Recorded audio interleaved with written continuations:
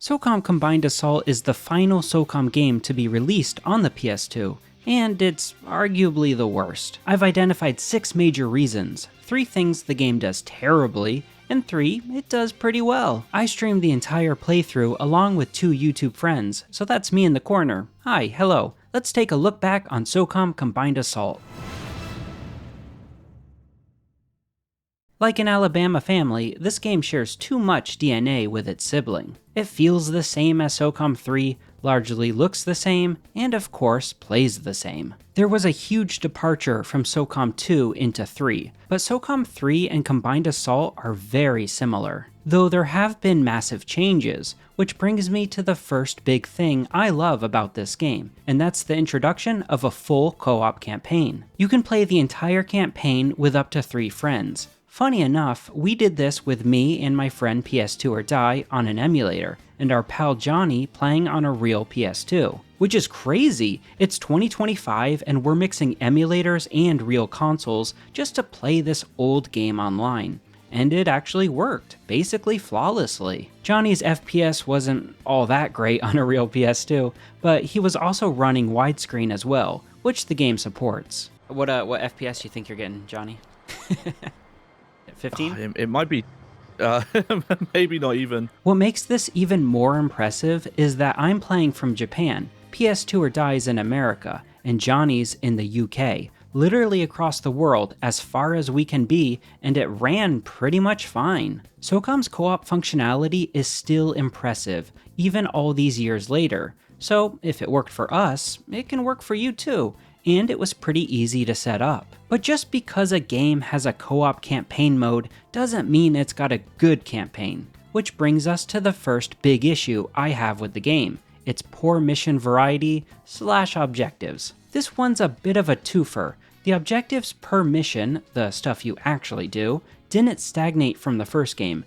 It's gotten worse. The objectives are so simple and so brain dead that you'll never remember a mission because of its objectives. There's so many memorable missions from the first 2 games, and even the third had a couple. The nighttime prisoner rescue where you assault a base, and if you're spotted, an enemy helicopter comes after you, or that time you're freeing POWs from mercenaries deep in a jungle camp, and of course, the first level in Socom when you infiltrate the tanker. These are all missions I remember, and I remember having a great time in. Ask me to name a Socom Combined Assault level?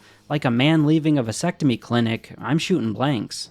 Well, so I've got one hostage here. Oh, that is an enemy. And Oh, there's multiple enemies. As mid as Socom 3 was, I remember the final 2 levels. It wasn't my favorite game, but it was distinct and something different. A far cry from go to place, kill all the enemies here, or hit X on bomb to defuse it. Now, it's not all bad, because one thing I do like is the scale. There's a bit more of everything. There's more weapons, attachments, vehicles, and of course, larger levels. Like a veteran porn star, these maps are blown out. It's good then that vehicles are so abundant. I mentioned in my Socom 3 video that it feels more like Battlefield than it does Socom, and that's doubly true here. Socom 3 and Combined Assault both bumped the total player count per match in the online multiplayer to 32, as opposed to 1 and 2's 16 players. I'm not going to talk a whole bunch about the multiplayer, but it gives some context here, and I think it helps us understand what kind of game this is. Anyway, Socom Combined Assault really feels like Sony's answer for declining Socom sales. It was trying to be and eat Battlefield's lunch, and bring some of that franchise and its popularity to the PlayStation. Which is actually a great idea. In a weird way, I'm sad it didn't work out. It's ironic then that the PS2 would receive a Battlefield 2 port in the form of Modern Combat. Unfortunately, more doesn't mean better, and I think in this case, it of course loses a lot of what made Socom special in the first 2 games. Was it the right call financially?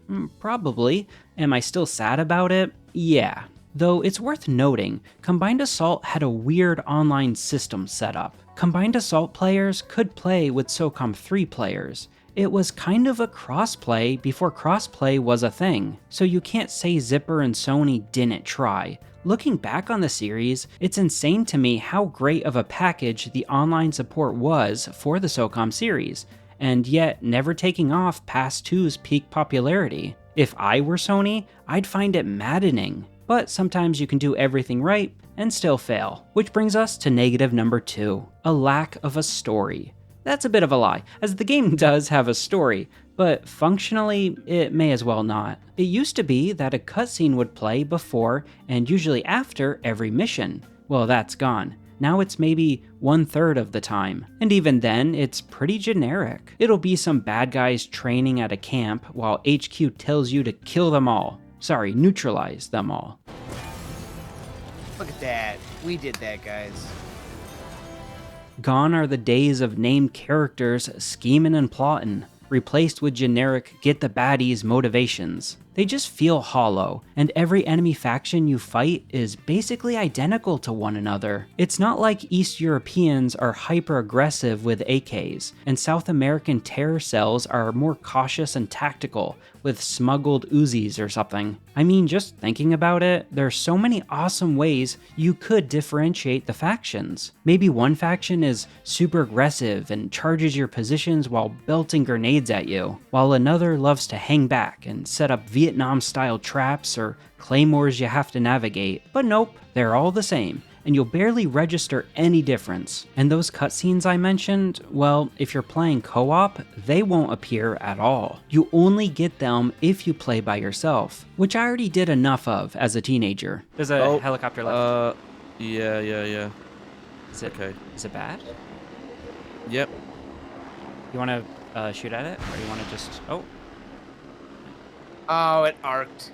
The plot and everything revolving around it is the worst it's ever been in a Socom game. I understand that the multiplayer was the focus, and this is more of a map pack than anything, but come on. I get that it doesn't improve on a lot of things from the prior games, that's fine, but it's also missing a lot of features from those games. It's regressing, if anything. One way it hasn't regressed is the weapon variety. This is sorta related to my earlier point, but it's worth bringing up just how many options you have available to you. Yeah, you can use the broken M16 with a laser and red dot, which is fine, it's perfectly accurate, but where's the fun in that? Try a machine gun, try an SMG, try a sniper, and all of this is exemplified when playing with friends and working as a team. One mission, a guy can be a sniper providing overwatch, while the other players are rushing in with assault rifles. And because vehicles are a much more obvious threat this time around, you really need at least one guy bringing some anti-armor with him. You'll rarely know what kind of threats you'll face in a mission, and some of the highlights the game did have was being ambushed by a tank or helicopter. Those moments were some of the most fun I had in the game, even if it meant a complete squad wipe. Oh, there's a tank, run. It's aiming at us. Yeah. Fuck. Run getting in and getting out. This tank is like trying to run me over. I'm using this rock as a cover. Alright, hang on. Badger, get your fucking ass over here, you shit.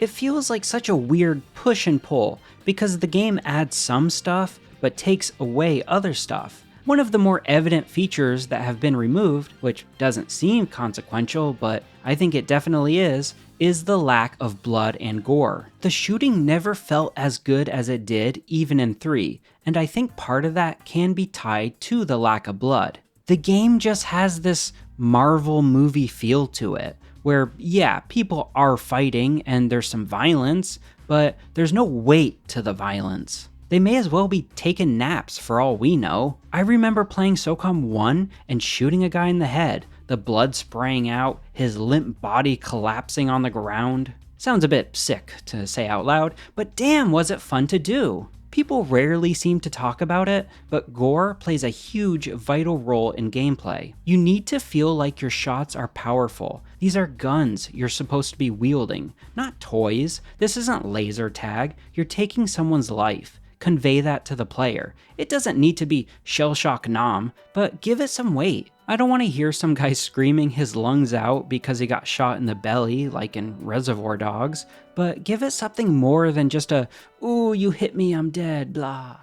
I was about to, there's like a captain looking character around the corner here. He's just you guys can stay in here. Oh, Johnny, get the fuck out. So why'd they remove the blood?